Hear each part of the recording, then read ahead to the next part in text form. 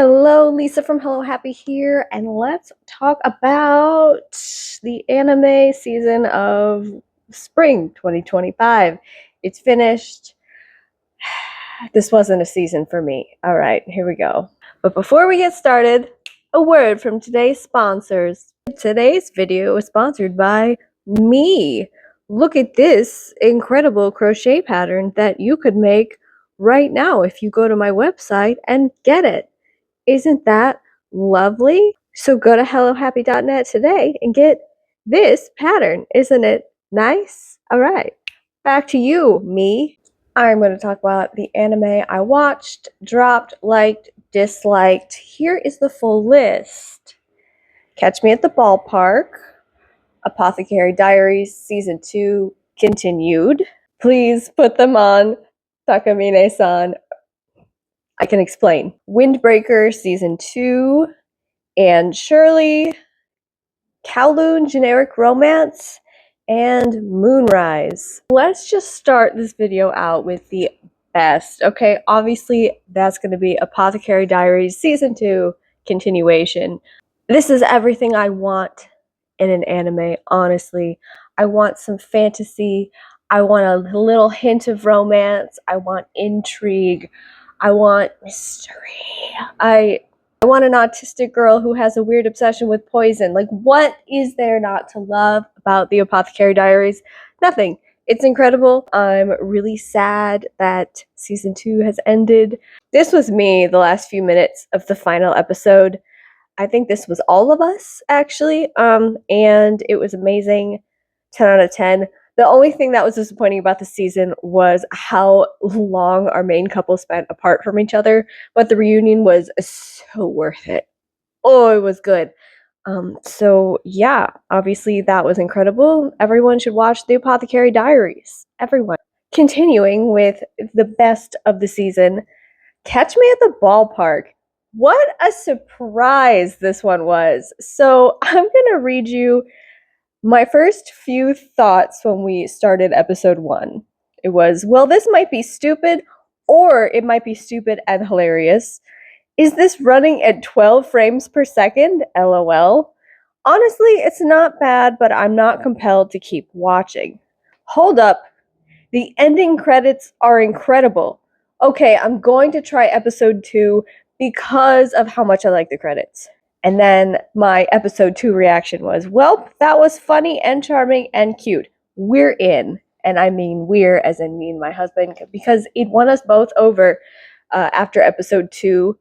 And then every week it continued to be a highlight of our weeks. Catch Me at the Ballpark is like a very cheaply made anime, but it's surprisingly heartwarming. All of the side characters are interesting and silly. It's a gag show, but it has heart, and you find yourself wanting to know more about the characters as it goes on. It's also a fascinating look at the beer girls at Japanese baseball stadiums. I had to look some of this stuff up because I'm like, why are they wearing their hats like that? How heavy are the backpacks? And it's all that's really what they do. They fold their hats in half and clip them on with hair clips to keep them on. Why don't they just wear visors? I don't know. I can't find an explanation for this on the internet. And their beer backpacks are 30 pounds. 30 pounds for a few hours? That's exhausting if you don't have any muscles. But anyway, the show was cheaply made, surprisingly good, very breezy. Give it a watch. Next up is the Anne Shirley series. I watched one episode. I had mixed feelings, and then I never was in the mood to keep watching. Oops. So technically I dropped it, and I probably won't pick it back up. I'm going to be honest. I was raised on the 1985 version with Megan Follows, and that's my Anne. You know, I fully support a new adaptation, every few years for a new generation of people. I support that. Go for it. Everybody deserves to have their own Anne and their own Gilbert. But I don't care. I already have my perfect adaptation and I love it. So apparently I cannot be compelled to watch a new one. That's a personal problem, but is it really a problem? Or did it save me a lot of time? I did have one complaint looking at my notes. It's that the voice actress for Anne, and I'm talking about the Japanese actress, she sounds too old. And I did look her up, and she's 27, and I feel like she sounds 27. I wish they had hired maybe someone who was closer to 20 so that she had a more youthful sounding voice. But it seemed like it was good quality. I feel like they did a fairly good job with the characterizations. I feel like if you don't have your own Anne who's near and dear to your heart and you would like one, this might be a good option for you. But apparently, I just cannot move on from my own childhood, so. Windbreaker season 2. I dropped this after one episode, after remembering how over it I was at the end of season 1. I totally forgot, like, after the first 3 or 4 episodes, I didn't really enjoy it that much. And then the last few episodes I really hated. I thought it was terrible. And that all came flooding back. So I was like, oh, that's right. I didn't care about Windbreaker anymore. So I dropped that. And here was a big disappointment. This Kowloon generic romance. This was a huge disappointment. I remember seeing the cover art going, oh, it's like really, they're going for like the more 80s style aesthetic. That's great. I'm just going to read you my thoughts on episode 1. I did not finish episode 1. I turned it off during episode 1. That's how much I hated this. So I'm just going to read you directly what I typed into my phone.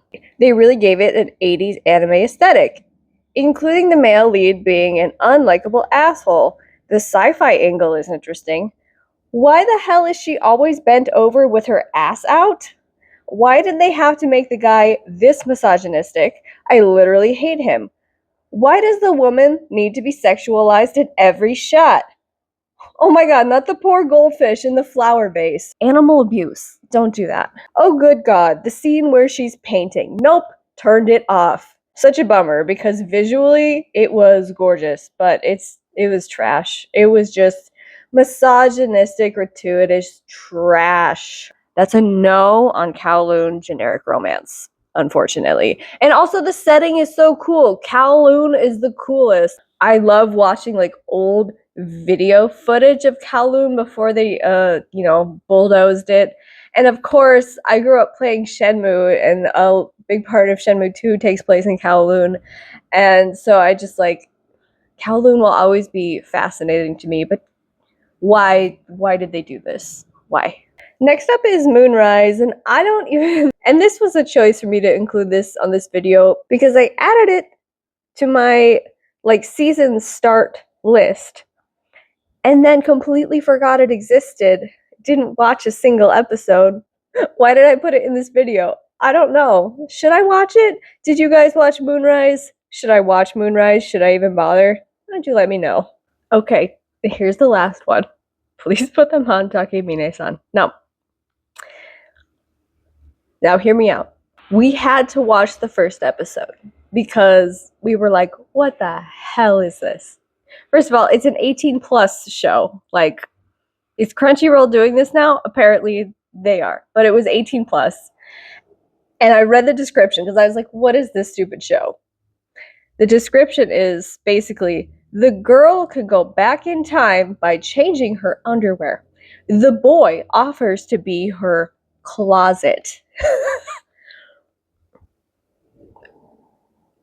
We were just like, what? This is the dumbest thing I've ever seen. We have to watch the first episode. We just have to know. How bad is it? We have to know. So we watched it. Like, she can go back in time by changing her underwear. So she's got like grades at the top of the class.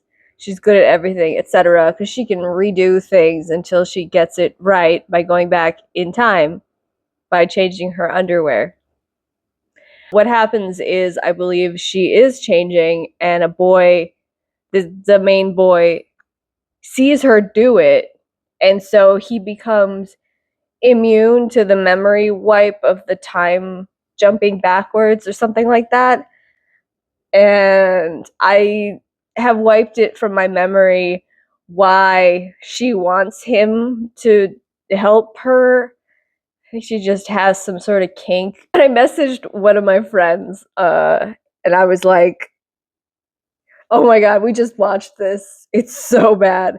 I said, oh my god, it's such trash. 3 laughing, crying emojis because I am a millennial. And she responded, if I actually laugh and don't just cringe to death immediately, I'm usually willing to give seasonal trash anime a chance. Then I said, when they say 18 plus, they mean it. And she says, wow, I'm quoting her directly. Wow, full naked titty boob grab in less than 2 minutes. Color me impressed. And then she says, I'm fixating on their ears. Why do they all have tiny hamster-sized ears? They did. They had hamster-sized tiny ears. Anyway, so what would I recommend? The underwear time traveling show? No, not personally, but watch what you want. And that's it. That's it for spring 2025. It was not a season for me, except for, Apothecary Diaries and Catch Me at the Ballpark. Overall, this was not my season. Wasn't a good one. Summer is looking better. Summer is looking better. I have some hopes, has some thoughts, some prayers. I'm actually going to record first episode impressions immediately right now. So yeah, that'll do it. Bye.